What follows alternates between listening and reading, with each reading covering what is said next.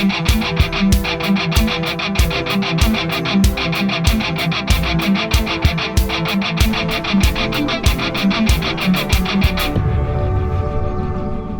guys, out for a long run this morning, nice and early, because I need to be back to take my wife to the train station. It's about 9 o'clock, so I've set off about 6:30 AM. So yeah, not many people about just yet. Let's check the state of the river to see what we're expecting on the trails. Fairly deep and brown, I'd say, not the worst I've ever seen. But there's 22 kilometres on the cards today, probably the longest run I've done so far on the plan. And I'm going to tell you about what I got up to last weekend when I finally got to do a run in the Peak District, up and down some pretty big hills on fairly tricky terrain, let's say. Had a great time, probably one of the most fun runs I've done for ages. So I'll catch you up on what went off with that.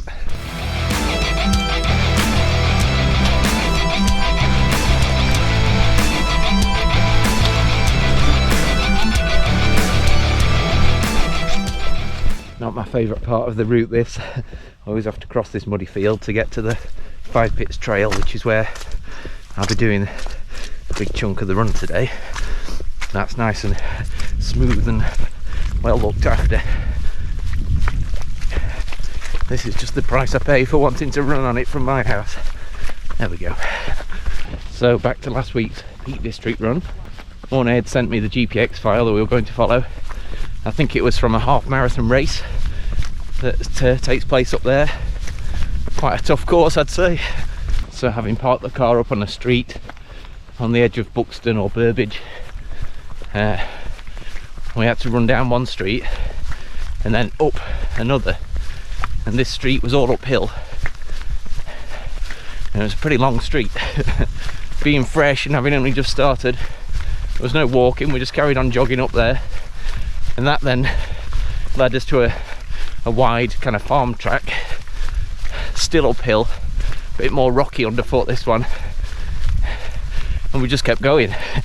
It was quite foggy as we headed out up into the hills, but this first uphill stretch seemed to go on forever. I was gasping like this and thinking, hope I can keep up for the entire half marathon distance here. So we were running up this seemingly endless farm track, chatting away, and we made our first navigational error. Would you believe, at that very early stage, we missed a turn off and we ran even further up this big hill than we needed to.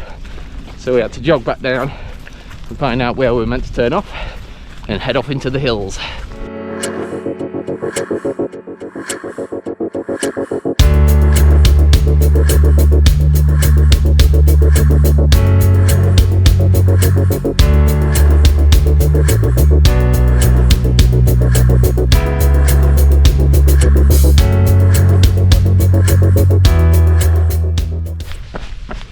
Starting to wonder whether my old Speedgoat 5s that I bought for my Ultra last year are going to be okay for this year's race.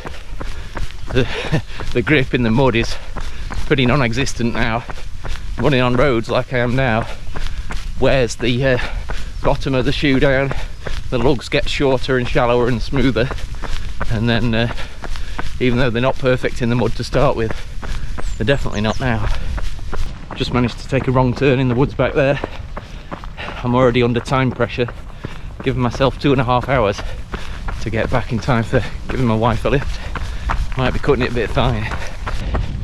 So a couple of things that really stood out on this Peak District run was the variety of the terrain, which was amazing. So many different types of path and non-path that we were following. Bogs, rocky technical ground, tracks across the moors. Really amazing, loved it. And the other thing was how difficult it can be to navigate even when you're following a GPX file. We got there nice and early on the day, so we got to see the sun just rising through the fog as we set off on the early parts of the run. Some great views, sadly a lot of them masked out by the fog, so the plan is to go back and it's a clearer day at some point.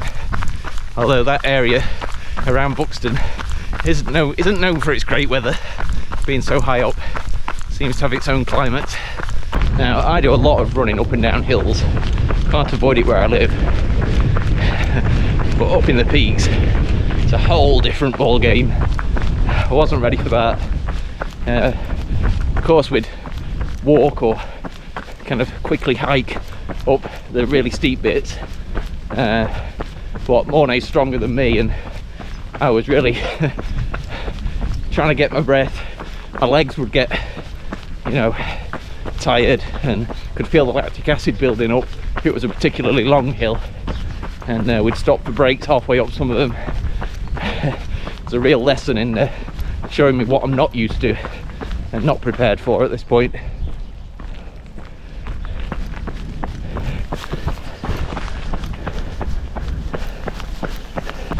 But the flip side of that, of course, is we got to go down the other side. And I love running down technical paths. Anything where it's a path but there's like rocks all over the place and it's far from flat. There's like holes and divots and little mini canyons where streams of water have been. Just bombing down there, picking your way on the flat bits where you can put your feet. Love that. A good few of those on the run we did, and yeah, absolutely buzzing going down those. Running with a friend who you can chat to along the way about running or whatever else comes to mind makes a big difference as well. It really made the run enjoyable. Chatting away, watching each other slipping around, picking away through the terrain. At one point, Mornay's shoe got stuck in the mud and he was stranded where it ended up with just one shoe on. So I had to dig that out and pass it to him while he balanced on one leg. That was a memorable one. Whoa, uh-oh, shoe. Can you drive with it? Yeah. Oh. Wow, whoa. Yes, it literally got stuck there. Oh, thank you. No worries.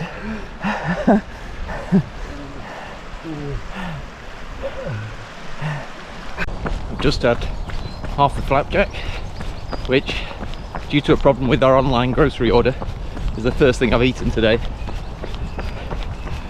The way we do our order from Tesco is I'll create the order and book the slot, and then my wife and my two teenage daughters have the login details and they can go on, edit the order, add what they want and check out again. Unfortunately, one of the things it does is, having placed the order 5 or 6 days before we want it delivered, and then we modify it during the week, if you check out at any point and something's not in stock at that moment, it takes it off the order. So my bananas seem to have disappeared. I usually order 8, so I've got 1 for every day, and if another member of the family does decide to break character and eat some fruit, there's a spare one. And quite often my brother will visit and ask if he can have one, so the 8th one is for whoever wants it. But sadly, I only found out this morning, having taken the order in last night, no bananas. Gutted. So back to last week's Running the Peaks. I'll show you the remaining clips that I took while I was out there, let you see what it was all about, and I'll come back to you and let you know how this run's going today with the 22k.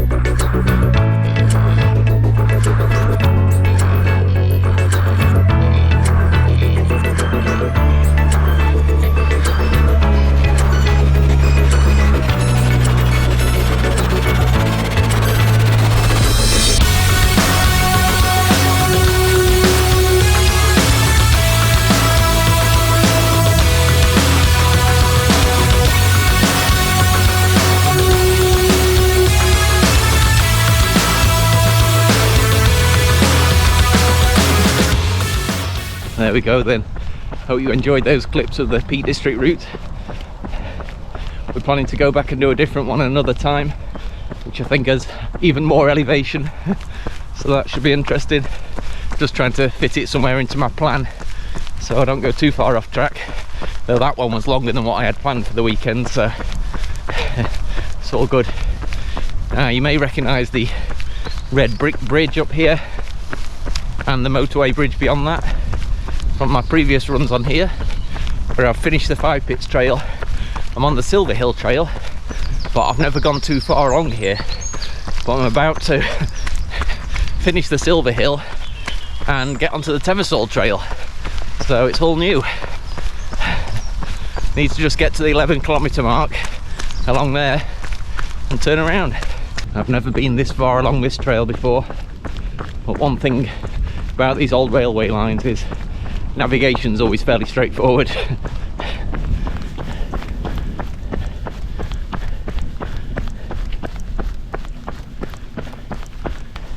You expect these nice groomed railway tracks to be nice and smooth and dry and clear,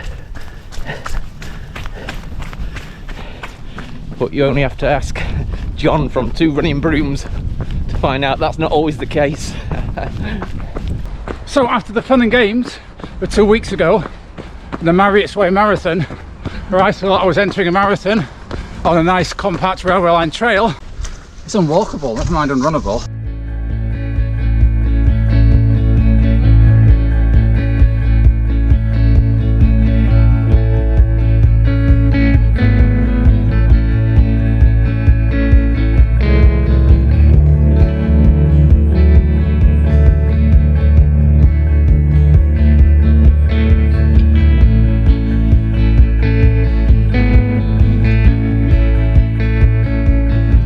I'm halfway, 11k into this 22k run. Time to turn around and head back home, where I can put my taxi driver hat on and take my wife into town and to the train station. So if you do want to subscribe to my channel, it is free. Just press the button and watch the subscriber count go up by 1. Thanks so much for joining me today, guys, as I do one of the final runs on week 14 of my ultramarathon training plan. My ultra takes place on the 12th of May. It's the Shires and Spires Ultra, 56 kilometres or 35 miles. Longest race I've ever done. So hopefully the training keeps going well and I'll be fit and ready for the day. Catch you soon. Bye.